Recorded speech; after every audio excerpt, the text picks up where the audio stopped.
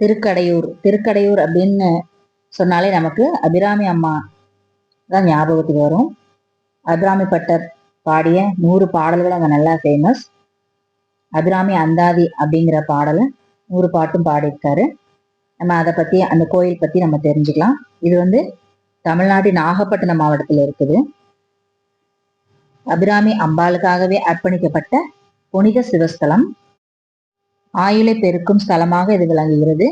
இங்க சஷ்டியப்த பூர்த்தி, உக்ர ரத சாந்தி, பீம ரத சாந்தி, சதாபிஷேகம், ஜென்ம நட்சத்திரம், ஆயுஷ ஹோமம் ஆகியவை இங்கு செய்வதற்கு புகழ்பெற்ற ஸ்தலமாகும்.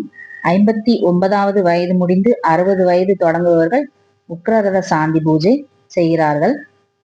60 வயது முடிந்து 61வது வயது தொடங்குபவர்கள் சஷ்டியப்த பூர்த்தி செய்கிறார்கள். 70 வயது முடிந்து 71வது வயது தொடங்குபவர்கள் பீமரத சாந்தி பூஜை செய்கிறார்கள். 81 வயது தொடங்குபவர்கள் சதாபிஷேகம் மற்றும் ஆயுஷோமம் செய்கிறார்கள். 60வது வயது பூர்த்தியாகி தமிழ் வருடம் தமிழ் மாதம் அன்று அவரவர் பிறந்த தேதி அன்று சஷ்டியப்த பூர்த்தி, அதாவது மணிவிழா செய்து கொள்வதற்காக தமிழகம் மட்டுமல்லாது இந்தியாவின் பிற மாநிலங்கள் மட்டுமன்றி உலகின் பல்வேறு நாடுகளிலிருந்தும் பக்தர்கள் இத்தலத்திற்கு வருகை தருகிறார்கள். மிருகண்ட முனிவர் அவரின் மனைவி புத்திரப்பேறு வேண்டி இறைவனை வழிபட்டு வந்தார்கள். அவர்கள் பக்திக்கு மெச்சி இறைவன் அவர்கள் முன் தோன்றி 1000 ஆண்டுகள் வாழும் மகன் வேண்டுமா அல்லது 16 வயது வரை மட்டும் வாழும் தலை சிறந்த மகன் வேண்டுமா என்று கேட்க, மிருகண்ட முனிவர் தம்பதியர் 16 வயது மகனே வேண்டும் என்று வரம் கேட்டனர். இறைவன் அருளால் பிறந்த மார்க்கண்டேயர் சிறந்த சிவபக்தனாக விளங்கினார். அவருக்கு 16 வயது நடக்கும் போது அவரின் பெற்றோர் இறைவன் கூறியபடி விதிக்கப்பட்டுள்ள ஆயுள் 16 வயதுதான் என்பதை மார்க்கண்டேயருக்கு கூறினார்கள். சிவபெருமானே அவரின் ஆயுளை காக்க முடியும் என்று மார்க்கண்டேயர் ஒவ்வொரு சிவஸ்தலமாக தரிசித்து வரும்போது திருக்கடவூர் வந்து சேர்ந்தார். அவர் திருக்கடவூர் ஸ்தலம் வந்தபோது அவருடைய ஆயுள் முடியும் நாள் தொடங்கியது. யமன் தன் பணியை முடிக்கும் பொருட்டு பாச கயிற்றை மார்க்கண்டேயர் மீது வீசினான். யமனை கண்டு அச்சமுற்ற மார்க்கண்டேயர் தான் வழிபட்டு கொண்டிருந்த லிங்கத்தை ஆற தழுவி கொண்டார். யமனும் பாச கயிற்றை லிங்கத்தையும் சேர்த்து வீசினார். இறைவன் சிவபெருமான் தன்னுடைய பக்தனை காப்பாற்ற லிங்கத்திலிருந்து திரிசூலத்துடன் வெளிப்பட்டு காலனை சூலாயுதத்தால் கொன்று காலனுக்கு காலனாக கால சம்கார மூர்த்தியாக விளங்கினார். பின்பு பூதேவி, பிரம்மா, மகாவிஷ்ணு ஆகியோரின் வேண்டுதலுக்கு இணங்கி யமனை உயிர்ப்பித்து அருள் புரிந்தார். கருவறையில் உள்ள அமிர்தகடேஸ்வரர் சுயம்பு லிங்கமாக மேற்கு நோக்கி காட்சி தருகிறார்.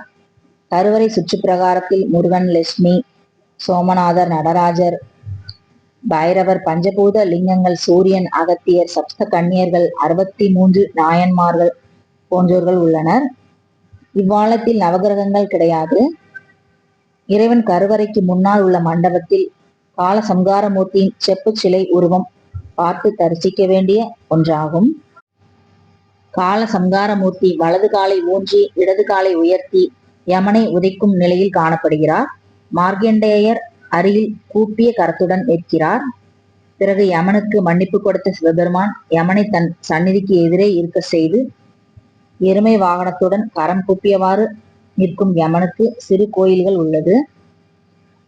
இவ்வூரில் வாழ்ந்து வந்த பட்டர் ஒருவர் அன்னை அபிராமியின் மீது அளவு கடந்த பக்தி கொண்டவர். பக்தி அதிகரிக்க உன்மத்த நிலையில் இருப்பார்.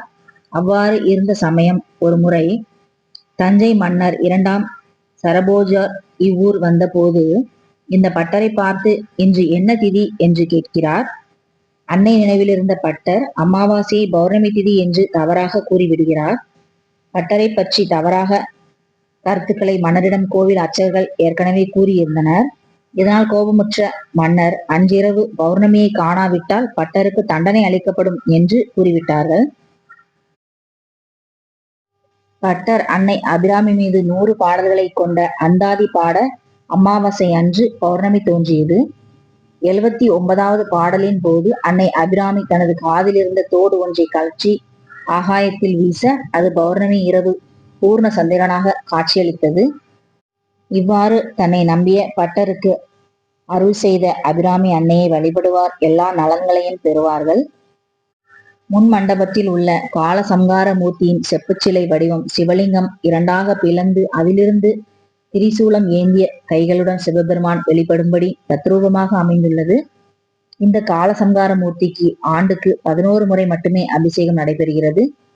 யமபயம் நீக்கும் தலங்கள் திருக்கடையூர், திருவெளிமிளிலை, திருவையாறு, திருவெண்காடு, திருவைகாவூர், திருவாஞ்சியம் ஆகியவை ஆகும். இவற்றுள் திருக்கடையூர் மிகவும் பிரசித்தி பெற்றது. சென்னையில் இருந்து 265 கிலோமீட்டர் மற்றும் காரைக்காலில் இருந்து 20 கிலோமீட்டர் தொலைவில் அமைந்திருக்கிறது திருக்கடையூர் அமிர்தகடேஸ்வரர் அபிராமி அம்மன் ஆலயம். தேவார பாடல் பெற்ற ஸ்தலம். அப்பர், சம்பந்தர், சுந்தரர் ஆகிய மூவராலும் தேவார பாடல் பெற்ற ஸ்தலமாகும். 9ஆம் நூற்றாண்டில் சோழர்களால் கட்டப்பட்டு பிற்கால நாயக்க மன்னர்களால் விரிவாக்கம் செய்யப்பட்டது. இங்கு உள்ள தீர்த்தம் அமிர்த புஷ்கரணி தீர்த்தம். தன்னை தஞ்சமடைந்த பக்தன் மார்க்கண்டேயருக்காக காலனை சம்காரம் செய்ததோடு 16 வயதில் முடியும் மார்க்கண்டேயரின் விதியை என்றும் சிரஞ்சீவியாக இருக்க அருளி மாற்றம் செய்தவர் திருக்கடையூர் அமிர்தகடேஸ்வரர் கால சம்காரமூர்த்தி. கோயிலின் தல விருட்சமாக வில்வமரம் உள்ளது. முற்காலத்தில் தேவர்களும் அசுரர்களும் பார்க்கடலை கடைந்த போது அமிர்தம் எடுத்து அவர்களுக்கு பகிர முயன்ற போது முழுமுதற் கடவுளாகிய விநாயகரை வழிபட மறந்தனர். இதனால் சினங்கொண்ட விநாயகர் இக்கோயிலில் ஒரு அமிர்தம் நிறைந்த குடத்தை மறைத்து வைத்து அந்த அமிர்தம் நிறைந்த குடமே சிவலிங்கமாக மாறியதால் இக்கோயிலில் அமிர்தகடேஸ்வரர் கோயில் என பெயர் பெற்றதாக புராண வரலாறுகள் கூறுகிறது. அமிர்த குடத்தை மறைத்து வைத்த விநாயகர் கள்ள விநாயகர் என அழைக்கப்பட்டு தனித்தன்னிதில் இக்கோயிலில் அருள்பாலிக்கிறார். திருக்கடையூர் அமிர்தகடேஸ்வரர் கோயிலில் உள்ள காலசங்கார மூர்த்தியை வழிபட்டால் ஆயுள் பலம் அதிகரிக்கும் என்பது பக்தர்களின் நம்பிக்கை. கார்த்திகை சோமவார நாட்களில் இந்த கோயிலில் 1008 சங்குகளை வைத்து நடைபெறும் சங்காபிஷேகம் விழா பிரசித்தி பெற்றதாகும். கோயில் நடை காலை 6 மணி முதல் மதியம் 1 மணி வரையிலும், மாலை 4 மணி முதல் இரவு 9 மணி வரையிலும் திறந்திருக்கும். இந்த பதிவு பிடிச்சிருந்தா லைக் பண்ணுங்க, ஷேர் பண்ணுங்க, கமெண்ட் பண்ணுங்க, சப்ஸ்கிரைப் பண்ணுங்க. வணக்கம்.